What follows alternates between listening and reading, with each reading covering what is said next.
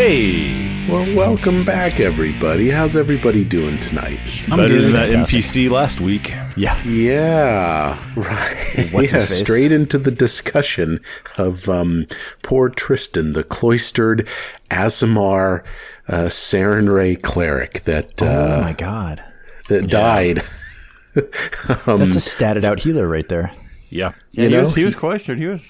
He should have healed himself. Hey, you know what our adventuring party could have used? A cloistered cleric that could heal us on occasion. Yeah. Yeah, and we're stuck with Harem. That guy's right. Yeah. He doesn't even have heal. He doesn't prepare heal. You know, and like it's funny because when we were creating characters to start this, I told Mike I really want to do a cloistered cleric, and he's like, "No, you'll be fine. You won't need one." What's funny, Brad? My first suggestion was also a cloistered cleric. That is like, no, you know what? I think it'll be okay. It's nice to know that I'm consistent with you all behind the scenes. No, I think you guys will be fine. Well, little did I know that I would badly botch this encounter last episode. So, and I don't know how much of this was clear to folks that are just listening as opposed to seeing the map, but I kind of placed you guys pretty far away from Tristan and the bear. In my mind, I was picturing, maybe a couple triple move actions, maybe some long range bow shots and stuff, but it never occurred to me the confusion or the assumption that you guys, after the game, you told me that you had thoughts about this cleric that I never anticipated. Who did you guys assume this cleric was? Well, Jesus. I mean, you gotta... Jesus. Aside from our Lord and Savior, he was wearing a cloak and was like a spellcaster. Yep. And we had previously heard about spellcaster/wizards that enslaved people. Yeah. Right. And we'd literally just come through like 2 valleys full of traps, and Sirio almost lost a foot. So we were a little gun shy. We were moving cautious, and I really thought this bear and this, now we know, cleric were working together, like, until the attack started. But we were like 150 feet away? Like, we were a ways away, yeah. Right, so somewhere around there, yeah. By the time we're like, oh, maybe we should save that guy, it was too late. But yeah, we were all pretty apprehensive because, I really expected this to be a fight we're going to have with him. Yeah. Right. And there were some bow shots. Like, I took a couple plugs with my bow, and Bill took one and crit failed it. So there were some attempts made to save this dude's life, but not, I guess, in hindsight, Mitch may have like been able to triple move up there and like really just get in the thing's face, but I would have been by myself. Yeah. And so I could have been dead as well. So in my mind, this is how I was picturing the encounter, how it would go. I thought, you guys might run up and start yelling at the bear, like just make your presence known somehow. That would have given me the excuse to have the bear peel off. But you guys were going in cautious, even after the cleric, who we now know to be Tristan, was on the ground. I still seem to recall I even had an extra turn after that to go ahead and maul him to death. And in my mind, I'm thinking, well, what am I supposed to, I don't know what to do. What would the bear do? I think I don't know. For some reason that night, I thought the bear should just go ahead and maul, Tristan to death. So that's what happened. So what happened now? And I'm having trouble remembering now what we discussed on the air and off the air, but yeah, after the game, we all kind of had to talk about it a little bit and be like, oh, that was a good guy. And, it's just, this is an example of, I've been running games for a while now, and every now and again, I'll set up an encounter that just, me and the players are just not on the same wavelength at all as to what the objective is, what the victory condition is. And so I messed up, and you guys are going to pay the price throughout the balance of the game because Tristan is off the board now for good. Huh. Okay, anyway, what did you have for loot on him? Right to it. That's a sad story about that guy, but it sure is. What kind of stuff does he got? Well, and I was a little verklempt after the fight, and so when you guys asked me, hey, well, what's on his body and what's in the cave, I said nothing and nothing, but that's actually not true. I screwed up all of that again, so I'm giving myself a couple retcons here.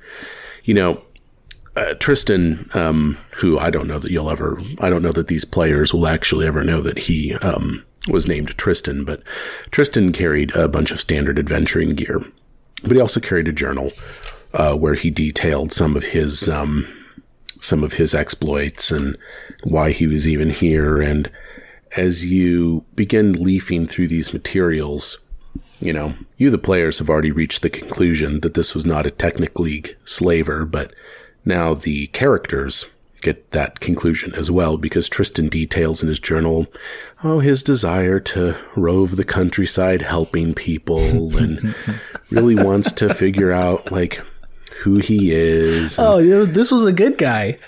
Yeah, you know, he was an orphan and never knew his parents, and you know, he was being set up for a storyline where he'd eventually realize he was an Aasimar, you know, with this angelic blood in him, but he doesn't know it right now. And he just loves Saren Ray and everything like that. And so, and then at the end he goes, I just hope that I find friends to adventure with for years to come.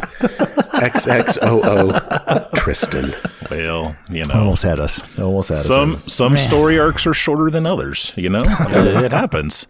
You never know what's going to happen in the Stolen Lands, especially when the GM botches the fucking fight. So, I think that, like, since none of us have done Kingmaker, like, know anything about it, you know, this guy might be like the coolest character in the whole game, right? Yeah. And none of us know it. We're just blowing it off. Like, F this guy, whatever. He was weakling. He could have healed himself. That would have been helpful. What was he even doing up there by himself? Just dancing. Yeah, like, why is he out there messing with a bear? He had discovered the Temple of the Elk, you know, not long before you did, and he was exploring it solo, like a dweeb, I guess. And so I kind of want to apologize to our listeners and I kind of don't, because we don't know. I guess, you know, this is what happened, you know. I will tell you that having played most of the Kingmaker computer game, I was never really much of a fan of Tristan. Hence the extra bear maul. Is that where that came from? Leftover the what? The extra bear maul that you threw at the end there to kill Tristan. Just a little sticking it to Tristan a little bit personally. Maybe. You always got to follow through. Always follow through. That's right. I like to follow through. So anyway, so that's so we've processed that now as a group, but I could feel the energy of that fight change, because I think that you guys kind of, when we're playing these games, everyone likes to try to hit the victory condition, right? And it's no fun, especially when you don't get a do-over, when it becomes apparent that it's like, you and the GM didn't line up. We're not doing what we should be doing right now, and this guy died, right? And that's no fun. And I think that I could feel that energy kind of coming off the whole group all night, but that's the game. You know, this happens sometimes when you're playing something like this. And we had that, and Bill couldn't stop, like, crit failing. Like, that's all Bill did the whole time. Laying on the ground. You pulled in the 0 condition, so everything was doing half damage, so all I was doing was combat maneuvers the whole time. Like, Many unfortunate things happened. That was a shit fight, yeah. Sirio spent the whole time running. Yeah. I know. Sirio running. I was RP walking. Yeah, RP. Yeah, Sirio's walking sustaining up like spells it's Diablo and kind of walking up with his minions, you know, coming up. I was like, oh man, because you were thinking there was going to be a kill zone down by the pool. Oh yeah, we were fanning out. We had our ranged weapons out. We're like, all right, the bear's going to finish off whoever this guy is. Charge down the steps at us, and we'll get him. Right? Nope. Well, because I sent Hoot up there and he attacked Hoot, and then I got mad. That's right. That's really where I think. Thank you for reminding me. It's not when Tristan died. It's when Hoot was within the clutches of the Top Hat Bear that the party went, what the fuck are you doing, Mike? And I was like, well, I don't know. The owl's up there. What am I supposed to do? I still disagree with that, because like when I'm thinking of the owl, I'm thinking like it's above the bear's head until I attack. It's not sitting on his shoulder, pecking him in the eye, and then I shoot him. You think he swoops down? Like, as I hit the target, he swoops down, hits the attack, and swoops out. The bear tried to eat Hoot, and Hoot had none of it. Hoot was the only one who did damage on the bear for the first, 20 rounds. Oh, yeah, there was that crit fail on the bear's part that caused him to take damage from Hoot. That was pretty dope, actually. It's kind of a cool fight. And really, when I look back on it as well, with how badly I hamstrung you guys by putting you so far away from the bear and Tristan, you know, maybe you didn't do anything wrong, and Tristan died just because the encounter was tuned a little weird. But you know, I don't feel like we did anything wrong to begin with. So that's the first thing I wanted to talk to you about was Tristan. The second thing I need to tell you about is that cave back behind the bear, where the bear lumbered out of. You know, and by the way, this was like a cursed man that had been sort of like, you know, sentenced to by some druid to protect this for hundreds of years, right? You kind of did this guy a solid by killing him. I mean, as you recall, he kind of became a side in relief and became a man and died at the end, but I digress. Back in the cave, there is some miscellaneous coin and gear. The first thing that you find is one gleaming platinum piece back in the cave. Glad I took another look at this. Fancy schmancy. Yeah, 11 gold pieces, 25 silver pieces, and 111 copper pieces back in that cave. Hell yeah. And as you're searching around, you also find a dagger made out of pure silver that's back in there as well. Tarnished over time, but as you retrieve it from all the bodies and everything, all the bones and stuff back in there, it does look to be high quality. So, do you want to cast detect magic? Come on, Tris. Now's the why don't you detect some magic the chance. there, It might work. Detect magic in the cave. You detect nothing. Awesome. All right. So this druid guy, when he died, turned back into a man and then disintegrated into a pile of dust? Yeah, Did the crumbled dust into dust. blow away like dust in the wind, or is it still a pile of dust there? No, it's like Donnie's ashes at the end of Big Lebowski. Just gone. So we don't have the Folgers can. It's just your opinion, man. Yeah. No, and nothing on the corpse of the bear. But the water is sort of nice and clear now in the YMCA pool to the south, and all the birds are here now, and the plants are blooming. And can I tell you that at the time, I thought about home brewing kind of like what if they took Tristan's corpse over to the pool and plunged him into the water? Maybe you could resurrect him. And I could tell the guys, I could lie my ass off to the guys and say, well, that was your one free res for the game from that Temple of the Elk. You used it on Tristan instead of yourselves. I would have killed him. Right. Yeah. Like, can we redo this? Let him die. Let's re-record that episode. But that would have been a lie. So. Or do we think that the pool just resurrects people and we get into this twisted, sick game of Russian roulette while standing in the pool with each other? That would have been worse. I'm glad I didn't do that. Oh my! Rock, paper, scissors. Yep. Little Rochambeau. Gosh, I was watching clips of The Deer Hunter on YouTube. Movie. I was just like, oh my God, what are they doing? Please stop! Make it stop! Such a good movie. Christopher Walken was awesome in that movie. Oh, totally. Well, fellas, you have discovered and you have cleansed the Temple of the Elk, but at what cost? Nothing to us. Yeah, that's true. You don't even know this guy. Let me take you out back to the Stolen Lands map and show you where you are. One more thing. So we got the coins in the cave. Did Tristan himself have anything of value aside from his journal? No. I mean, he just had some miscellaneous gear. He does have that silver. He does have that silver Saren Ray holy symbol that I think is worth a couple gold pieces if you want to take that. But he was just he just had rations and a pack and just regular adventuring gear. Hey, before we start running off and getting into a fricas, can I have Brad repair my bow? Yeah, that takes 10 minutes. That's 10 minutes of work. That's not a big deal. Yeah, I just want to make sure that if we get into an engagement, you're like, Bill, your bow's broke. I'd be like, well, Bill, your bow is broken right now. So, so I've revealed the Temple of the Elk here. This is a hidden resource type place. We're getting way ahead of ourselves, but when you're in kingdom mode, you can undertake rebuilding the temple as a downtime activity. It will someday become a source of worship for Aristal, if I'm saying that god's name the correct way. Are those the people that work at the YMCA? Those are the YMCA staffers, all in their Lululemon slacks and their polo shirts. Are they certified lifeguards? No. Fuck. No, I'm not sure what the certification process would be, Brad, but my really suspicion Tristan didn't have it either. Tristan wasn't certified to do much, except he did have those fat D10 cleric heels, though. They didn't do him any good. To do that. No, he never got a chance. He lost initiative. What is next for you guys? We're gonna fast forward to the end of the reconnoitering of this Temple of the Elk hex. So my assumption is you've returned back to the trolley and you've finished, doing what you need to do. What's next for you guys? Do we keep exploring? Yeah, I think we need to clear the green belt out so we can go from looking at the hex map here. There's an unexplored space to the west. Yeah. Let's do Looks it. like there's a little river running through it, maybe. I love little rivers.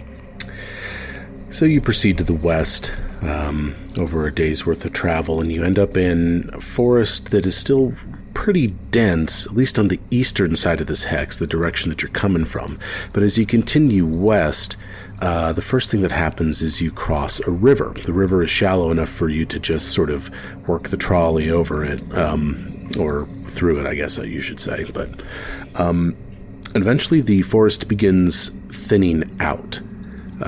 And this, you kind of reach the middle of this hex at the end of that day of travel. And of course, the next 2 days will be reconnoitering. My assumption is you do reconnoiter. Is that true? That is correct. Yep. Well, guess what do you think I'm going to say next? I'm going to ask everybody to roll a perception check. Okay. We're good at these. Oh, natural 20. Wasted. Natural 20, huh? What's the total on that there, Mitchell? That total is going to be a 25. Anyone else? Got a 19. Bash got a 19 as well. And sorry, I assume we've rested and all of that stuff at this point. Okay, I need to You're prep all spells. healed up. Spells are back. You can prep a new slate of whatever you want there, Bash. As you round out that second day of reconnoitering, you're kind of thinking through your plans to get this thing mapped. Maybe you're looking for a campsite. All 5 of you guys, Harry included, begin to hear kind of a scratching sound coming from the inside of a nearby tree. And a, help, I'm stuck in the middle of the tree. Let me out. And there's this big evergreen tree off to your right. You know, it looks like a huge, like what we would think of as kind of like a Christmassy tree. What is that? A deciduous tree, you know? No, the opposite. Conifer. A coniferous tree. And, the sound just seems to be coming from there. Misters, help me. Like, can we see them? No, it's just like coming from a tree. Like the inside of the trunk of a tree. Are you inside a tree? Yeah, I'm right in the middle. How'd you get in the tree? Can you tell me more about that? I just woke up here. When? It's dark. It's been years. Then how do you know you're in a tree? Because of the smell. Does it smell like smoke? Yes, it smells smoke. Smells like tree sap in here. So while they're discussing with whoever this is in the tree, I'm going to detect magic on the tree. Or I guess in the area. Nothing. Nothing comes from the tree. This is how Mike bans detect magic. It's my bloodline cantrip, though. So yeah, the key bit potentially here, you detect illusion magic only if that magic's effect has a lower level than the level of your detect magic spell. So I'm casting this as a level 2 spell. You know what, Chris? I might be doing this wrong, but after poking around the rules a little bit, I don't know. I've become apathetic. Yeah, man, you do detect magic. You detect that illusion magic is being cast right now toward that tree. Like that tree is a source of illusion magic. Does that mean the caster has to be close? Or could it be the caster, or the person in the tree is the caster? Depends on the range of whatever's being cast, I suppose. Chris, do you have Dispel Magic in your back pocket somewhere? I do not.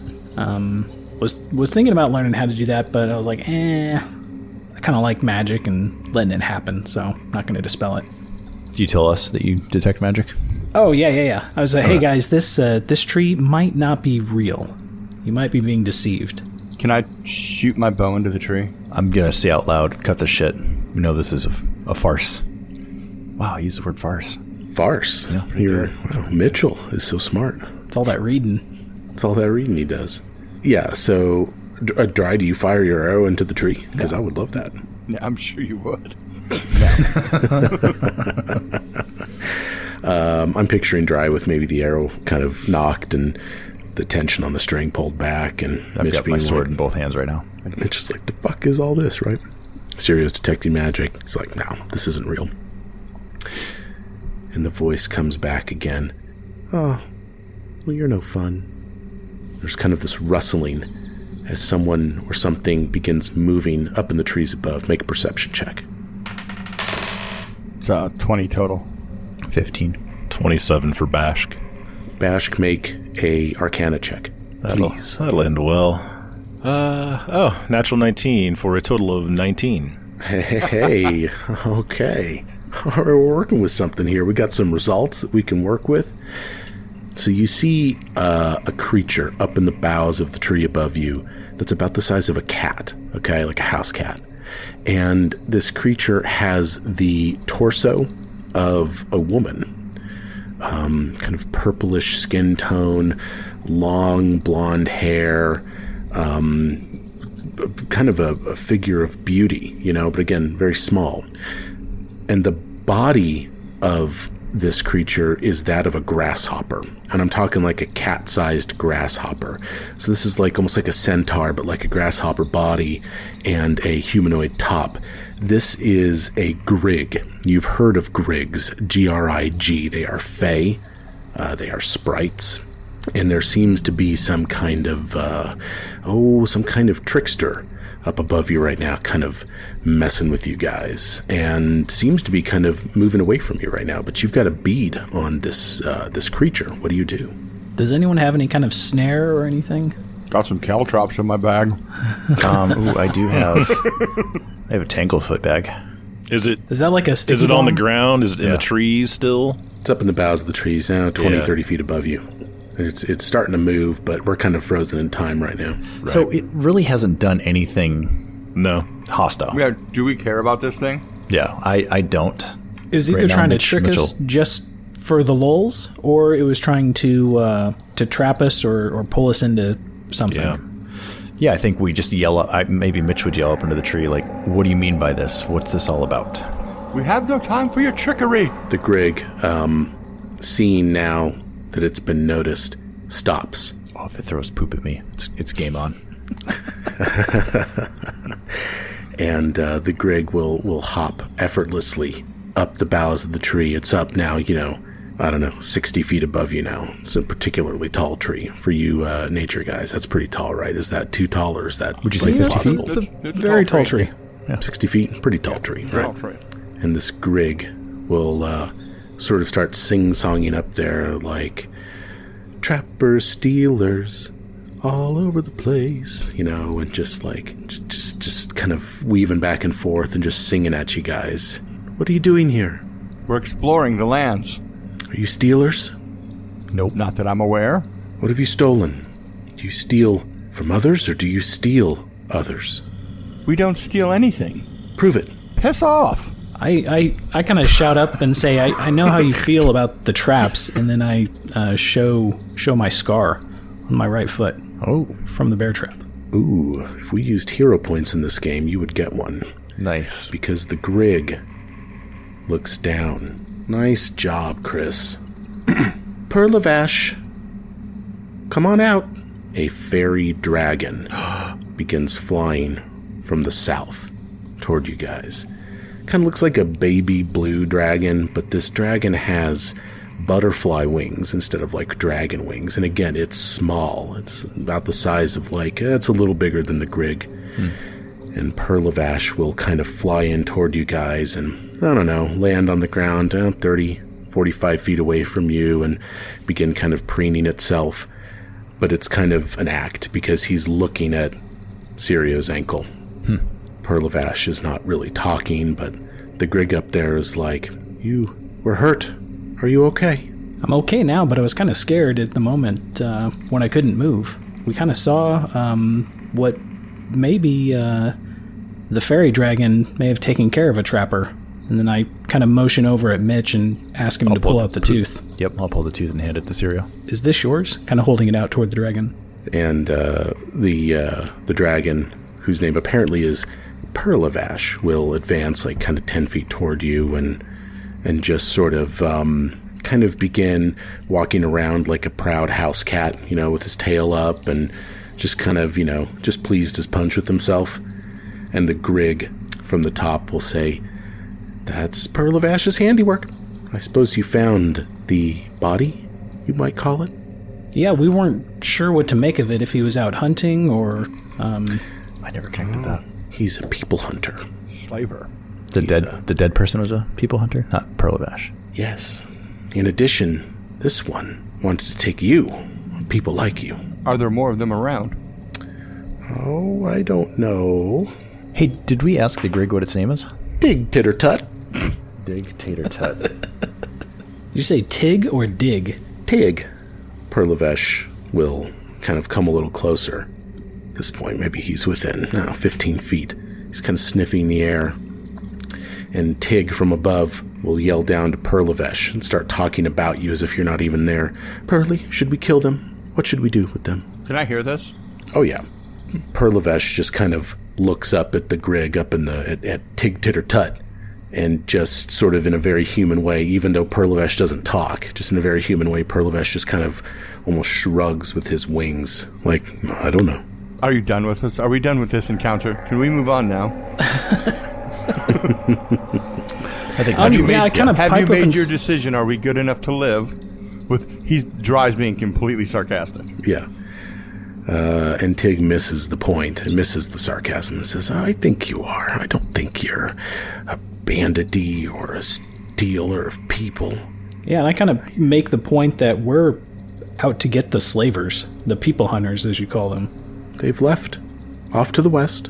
That's some good info. Thank you for that, If you give us something, I'll tell you where you can find one of them. What do you want?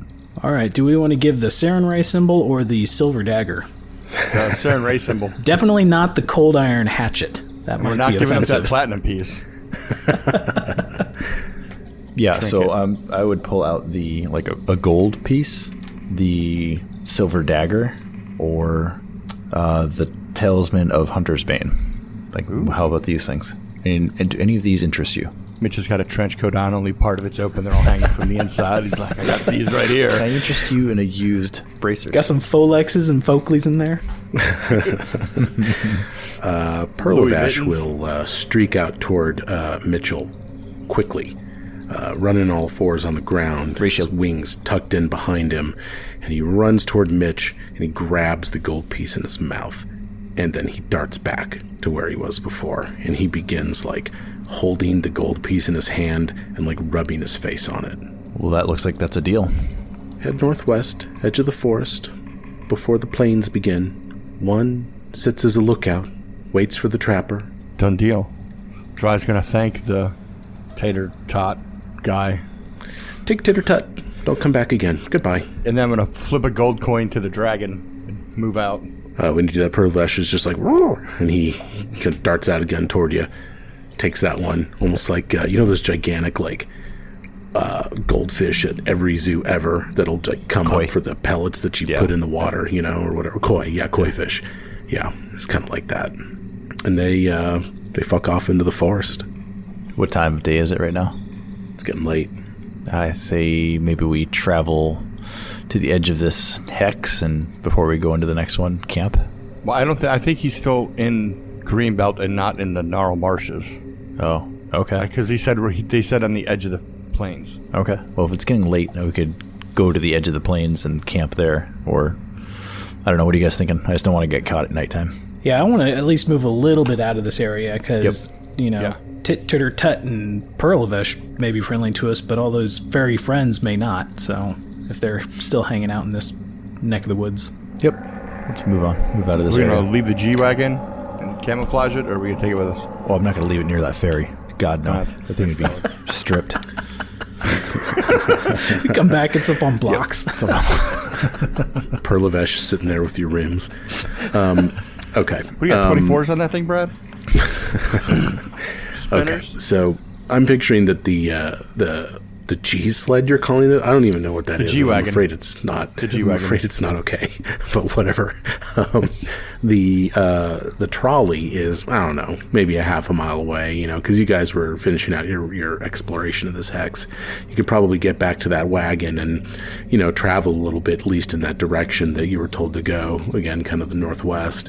You could probably reach the border between the forest and the plains before setting down to camp if you wanted to, or you could camp in the forest. It's up to you. We might want to stay back a little bit because it's almost like this guy's a lookout right on the border. And if he's doing any kind of patrolling at night, I don't want him to stumble across our campsite. Yeah, that's valid. Right. I don't want to necessarily cross into gnarl marches. This is the border between the Greenbelt and the Gnarl Marches region. Right. You'd be exiting out the west side of the Greenbelt, but you know that Numeria is far to the west. It kind of makes you think these Technic League slavers are in the process of leaving your area and are heading back west. Okay. Well, do you guys want to try and catch them before they get too far into the marshes, or? Boy, I don't know. Like, is there a abbreviated camping where you're just like down, like you camp until nightfall and then you just minimal 8 hours sleep, so you don't have the just pitch a tent and eat rations, not doing any of the other stuff. Yeah, you could do that. Kind of get started way early in the morning. Yes. I mean, you'd have to stop your day kind of midday the next day, because I think you can only go so many hours. But yeah, I mean, if you just wanted to rest a brief 8 and then do some preparation, you could do that. Try to roll up on this guy at, I don't know, an hour before the sun rises. Yep. Here's what I'm envisioning. I will, we're not going to do a whole full-blown camping thing, but I will take a roll from Bashk on campsite selection. I'm assuming you're going to do all the camouflaging and all that stuff. Well, or maybe not. I guess if you're wanting to keep it to 8, I guess you would forego all of that and really just munch rations and go to sleep, I suppose, right? Yep. So let's just do a survival check for camp placement. Total is 16. Well, true to form. I think that's a failure. But let me check the DC. I don't know. I guess it doesn't matter that much, but I don't know. I just thought it'd be interesting to learn. So how much camping do we have to do in Kingmaker? A lot. We need to get a castle built quickly. Or just pull a fucking travel trailer with the trolley. Get an Airstream. Get an Airstream on the back. We need to rig the trolley with the pop-out sides. So it's probably, I think it's like 12 or 15,000 gold, but there is a rolling inn, a traveling inn that you can buy. Oh my god! In Guns and Gears. I like it. You said that was a 17 Bashk? 16. 16. Yep. You know what? It's actually a pass for the Green Belt. Do you even forego the fire and everything? You really just pitch a tent? I think the bare minimum, so we don't end up fatigued the next day. That's kind of... So at about 8 o'clock that afternoon, late in the afternoon, you pitch this tent and you get right down to resting. That puts you at about 4 a.m. the next morning. You wake up. Your daily preparations take you to 5 in the morning. And at that point, you are ready to set off. And the sun is not yet up yet. You find yourself, I'd say a mile or two away from where this forest is going to end. So as we approach the edge of the forest, rather than detecting magic as my exploration activity, I'm going to move silently, or what's it called, stealth, or avoid notice. Avoid notice. I'm going to use the Quiet Allies feat as we're moving through the woods. Yeah. Good call. Yeah, so let's talk about this, because especially for our listeners that haven't played Pathfinder 2 before, or even our listeners that have, Follow the Expert is an interesting, cool mechanic that the developers implemented. And when Bill talks about the feat Quiet Allies, what he's really saying is that he's got a feat that modifies and buffs the Follow the Expert activity. So here's what Follow the Expert says. Choose an ally attempting a recurring skill check, in this case, avoid notice, while exploring, which fits this perfectly. Such as climbing or performing a different exploration tactic, blah, blah, blah, blah. The ally must at least be an expert in that skill and must be willing to provide assistance. Bill, I know you're an expert. Is Drycolme willing to provide assistance? Yes, he is. While following the expert, you match their tactic or attempt similar skill checks. Thanks to your ally's assistance, you can add your level as a proficiency bonus to the associated skill check, even if you're untrained. Additionally, you gain a circumstance bonus to your skill check based on your ally's proficiency, +2 for expert. So if we're talking about Bashk Trand over here, Bash gets to add a bonus equal to his level +2 for Drycolme's expert proficiency to any skill check while you guys are moving as a unit, matching Drycolme's tactics. But it gets better, because Bill has the Quiet Allies feat. Bill, take us through Quiet Allies, please. Quiet Allies, you're skilled at moving with a group when you are avoiding notice and your allies follow the expert. You and those allies can roll a single stealth check using the lowest modifier, which would be Bash. Yeah. Instead of rolling separately. Yeah, and so what that amounts to is, the weakest person still has to roll, but everyone else gets an auto pass, which is just insane to me. So as you guys are falling in as quiet allies, really, I just need a stealth check from Bashk Trand right now with your level +2 as an added bonus to whatever you would normally roll. So it's my roll +5, right? I suppose so. Whatever you add to stealth, +5. Okay. Total of 15. Pretty good. Pretty good, especially because everyone else is being real quiet right now. Okay, so you're moving silently along the tree line here. Is that the proper term, tree line, or is that just a mountainy term? No, that's good. That's good. That works Good. Okay, good. You're moving along the tree line silently, Dryco May is instructing you on how to weave in and out of the trees, keeping clear of the plains, but at times he'll even have you go and hide down in the high grass as well of the plains. And eventually, you see the dying embers of a fire about 500 feet away from you. It shows up brightly in the dawn light. And you work yourself a little bit closer. And Bashk Tran fucking makes it happen with that 15 total. And seems to move quietly. You'd think that Bashk would be the quietest of all the allies, given that he was, a fucking stolen lands guide, or rather raised by them. But I guess that's just the way this goes sometimes.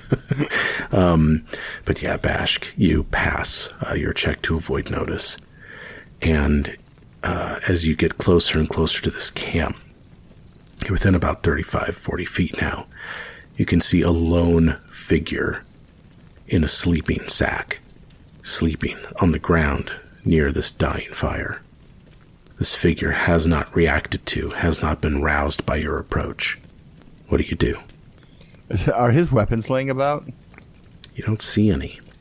I think we send in Dry with a sword and put it to his throat, wake him up nicely, and ask him a couple questions.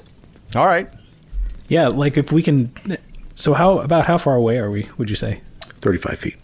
Okay, yeah. I mean, we could hang out here and Dry if you want to be all sneak and give this guy a wake-up call. Sneaky about it? All right. I was just going to Princess Bride that shit, just walk right into his camp. He's like, you there? No, I think if he can wake up with a sword to his neck, I think that would be a nicer way to say, hey, you're not in control of the situation at this moment, so please answer some questions kindly. Either that, or if he's in his sleeping sack, just like, I don't know, try to snatch him, keep him in his keep him in his sleeping bag, tie the top closed, shake it, get an angry badger, throw it in there. All right, so I guess Dry is going to kind of motion for everybody to stop, and then point at himself, and then point at the camp, and he's just going to keep crawling forward. I got your back. Make that stealth check to approach silently. 26. Easy. There we go. Easy, man. You're able to creep up. You're keeping yourself low. You got the darkness aiding you. And, of course, this figure is asleep in this sleeping sack. You get right up, and you see locks of long hair and sort of kelid, tanned skin of a forehead of a female sleeping in this bag. I'm just going to unsheath my sword and just kind of tap her on the shoulder with it. Just be like, pardon me, ma'am. Oh, really? I'm very polite. First contact, pardon me, ma'am. Pardon me, ma'am. Pardon me, ma'am. Her eyes flutter open. Are you sword out right now, or sword are out, you sword out? Like kind of just resting on her, like collarbone. Oh, okay. She was sleeping. Sword out. So her eyes flutter open, and she draws in breath really quickly, and she just sort of quickly kind of gets tangled up in her sleeping sack, and she kind of makes as if to try to roll away from you. She goes, Where'd you come from? What's your business? My business? Stay away. Stay away from me. I'm hunting slavers. What's your business? Just traveling. Just making my way. Making your way where? Trying to find my way to Brevoy. No, you're not. It's to the east. Well, duh. It's the east, far to the east. I think you're waiting for your dead friend. Yep, and kind of when Dry reveals the dead friend aspect, I motion over at Mitch and Bashk and tell him to kind of approach, and so Sirio stands up and begins walking toward the smoldering campfire. And she kind of looks at all of the five of you guys now all together, and she just kind of grows quiet, and there's this look of despair in her eyes as you all sort of walk over. And she just says, "Don't hurt me. I'm not anyone. Just leave me be." Are you from the Technic League? I don't know what you're talking about. I'm going to ask her to stand up out of her sack and then bind her arms behind her back. Okay. Yes. Can anybody roll a deception check or anything? I'm not trained Perception on to it. kind of see if she's bullshitting. Yeah. Yeah, is that the sense motive? Is that like in perception? That got rolled into perception. Oh, it's perception. Okay. So yeah, Bashk rolls a 21 for perception to see if he smells a lie or any mistruths for what her story is, that she's nobody and nothing. It's the worst lying job you've ever seen, man. Her eyes are shifting. She's looking down at her hands as she's talking, and she's just completely caught by surprise. She will stand, and as Dry is binding her hands, you can see that she's got this like belt on, and attached to the belt are a set of like manacles.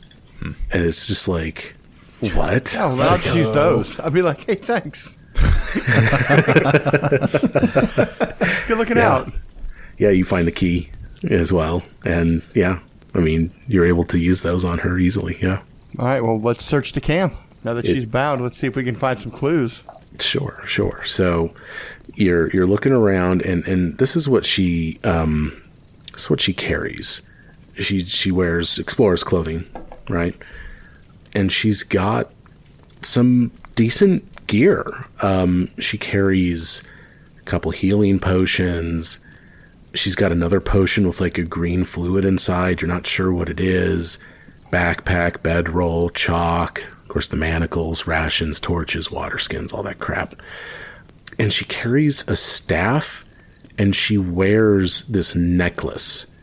And this necklace looks like it's comprised of a bunch of tiny daggers. You know, like what we would think of as like, you know, like those old little plastic swords that used to go into drinks, you know, and stuff. Yeah. It's kind of like that, but they look like real daggers. They're just small, and they're all laid out in this array around this woman's necklace that she wears. And I won't hide the ball from you guys. I mean, as you detect magic on both the staff and the necklace, they both emanate. Just to save some time, I'll ask her, what are these? And what's this potion? Like, I can find out myself, but why don't you tell me? She just goes, these are my things. All right, piss off. Arcana check, I guess, right? Never thought I'd be robbed in the woods.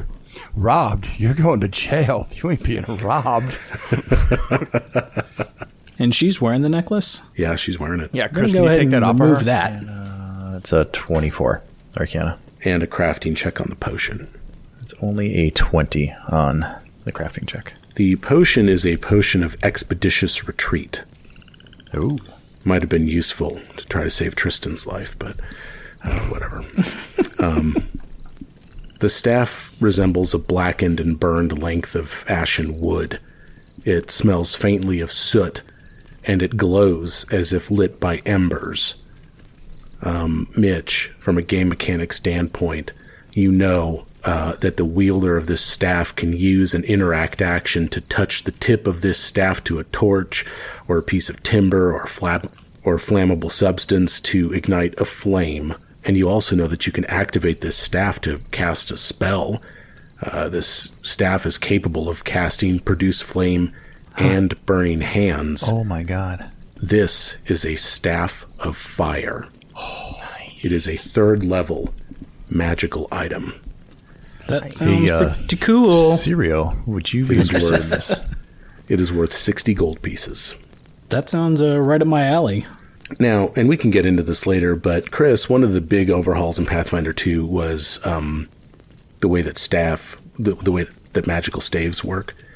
You get, and you have to prepare the staff in the morning too. It's a whole big thing. So I'll leave you to look that up, but we can maybe go through that another time for the folks that might not know. But it's cool. It's cool how they did it. It's just different now, and I don't have it in front of me. Yeah, and I think it's different depending on if you're a spontaneous or a prepared caster. So I'll read up on the rules and we can chat about it when I invest it. So you just have to deal with morning staff. Morning staff. Happens to the best of us. The other piece of gear is a second level necklace. This necklace is strung with miniature stone throwing knives. Mitch, you know that as long as the wearer wears it, that person is never without a weapon, never without a crude surgical tool, or never without a stake for a vampire. Oh my. That's pretty awesome. Yeah, you can activate this this item with one action. It's an interact action.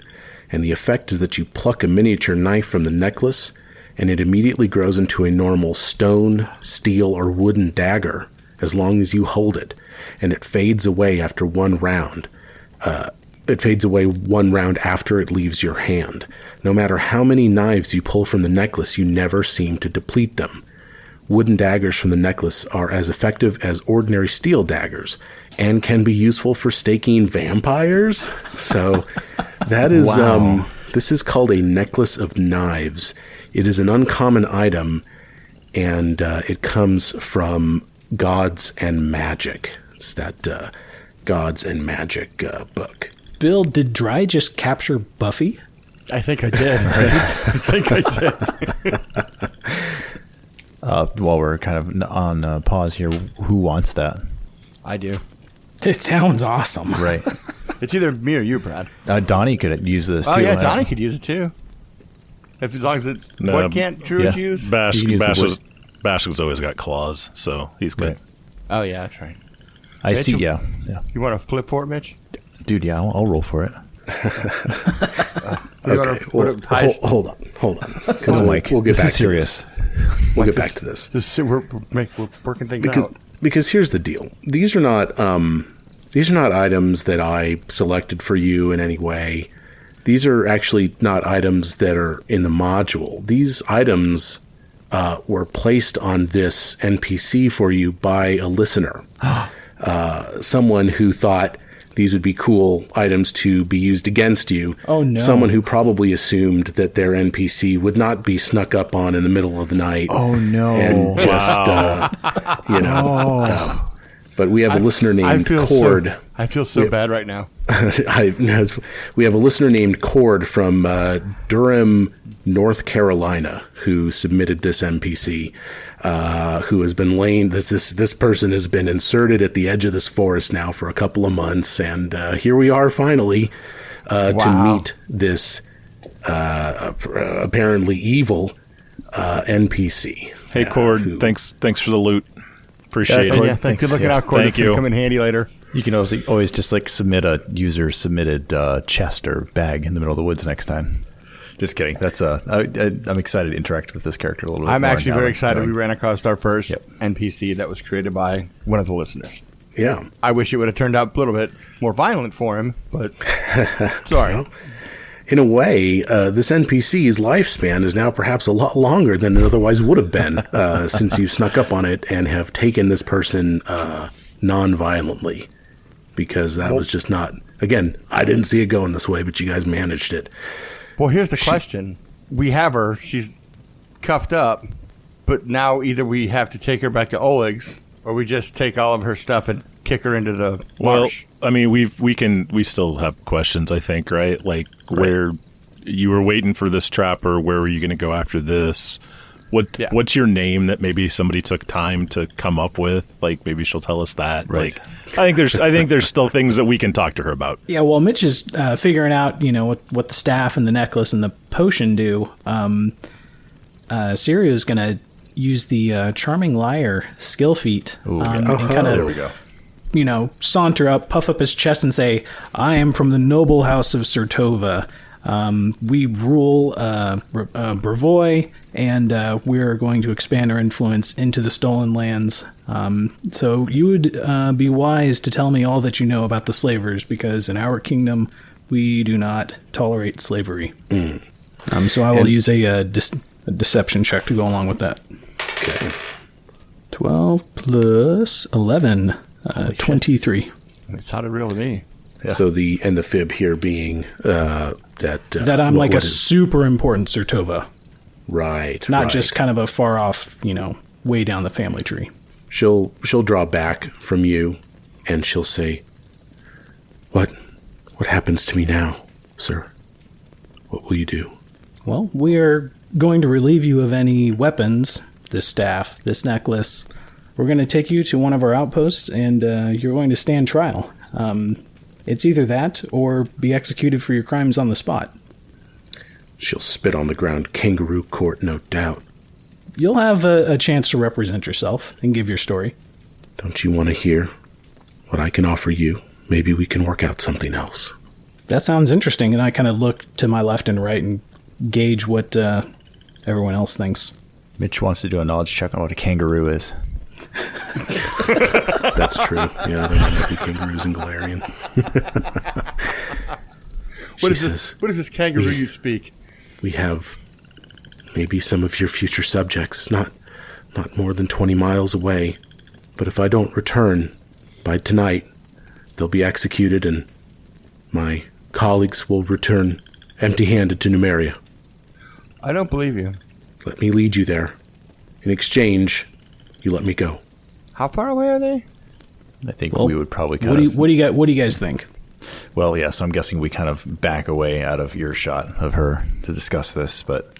Yeah, let me confer with my colleagues while she's still tied up in her sleeping bag. I don't really like the idea of letting her get away. Mitch doesn't have a big stake or a big kind of commitment to end slavery aside from just knowing that it is wrong. And all slavers should be punished. So it's not boiling his blood as much as it might dry us, but he's like, she doesn't walk. We can tell her that. I'm okay lying to her and saying, yeah, you can get away. But after we find her friends and give them justice, like she finds justice herself. I don't have a problem lying. And so I'm kind of along the same lines, while still, having to face what you've done. I don't know what's the lawyer speak for this. Some kind of favorability for cooperating or leniency or mitigating factors. Yeah. And really, I think if we produce our charter, that basically gives us, what we say is the law of this land, essentially, all this unclaimed territory. Mm-hmm. So really, we would be able to make that decision, depending on how this outcome. She takes this in and she says, "Oh, we weren't saying we were talking privately. We're talking about ourselves, right? Yeah, yeah." Oh, she's like, she doesn't say anything. She can't hear you. She sneezes. Achoo. But yeah, Bill, Donnie, you guys feel strongly either way? I feel strongly about hunting them all down. If she takes us to them and doesn't cause issues, right? Doesn't alert them as we're close, doesn't do their secret bird whistle when she's upon the camp. We'll decide after whatever happens. I'm okay with that. 100%. Right. So we lie to her and just say, yeah, show us her camp and you'll get some leniency. Or we'll let you free. Well, I'm not sure it's a lie at this point. Okay. I think we just lay it out like I just said, take us to the camp, and if you help us, you don't hinder us anymore, then we'll consider that while we decide your fate. So you go to her with these terms. Yep. And kind of to back that up, produce the charter. She will look at it. You guys ever buy a car? What's the text say on it? Like, doesn't it say we can straight up take, We have a piece of maybe art execute for it. people? There is a line in there. I think it's in there. Essentially, if they don't repent, then you can execute on the spot. Essentially, is what it says. So she reads it. She looks at it. She looks it over, and it's almost a little too fast. She hasn't read it, but it's sort of like when you buy a house on your phone these days. It's like, no, right, sure, I'll sign it. Whatever. Two clicks, you're approved. The EULA, they just click next, and away she went. Yeah, she just clicks through next. And she goes, well, the best I can hope for, I guess. if we're going to work together, maybe you should know my name. Tenru. Tenru the Hunter. Tenru. They call me. Ironic name given that I was once one of their slaves. Oh, that's interesting. That's curious. So how did you gain your freedom? Never did. Just forced into this line of work, I suppose. They'll hunt me down if I try to leave. Maybe you'll kill them. And maybe I'll go free. Or maybe you'll kill me. I don't know anymore. Well, so really, you yourself are still kind of a slave. Is she lying to us? Is she lying? Yeah. I mean, it's... You don't know. So you pack up all her stuff, I assume. Maybe take some time to clear her camp. And she begins leading you to the northwest. And for the first time, you find yourself stepping out of the Greenbelt, out of the Rossland hinterlands, into the Gnarl Marches, where, by the way, you do not have any charter power in the Gnarl Marches. Not that that's ever stopped you before, but just thought it was worth mentioning. And as you journey into these plains, I suppose you're thinking to yourself, are we soon enough? Are we going to make it in time?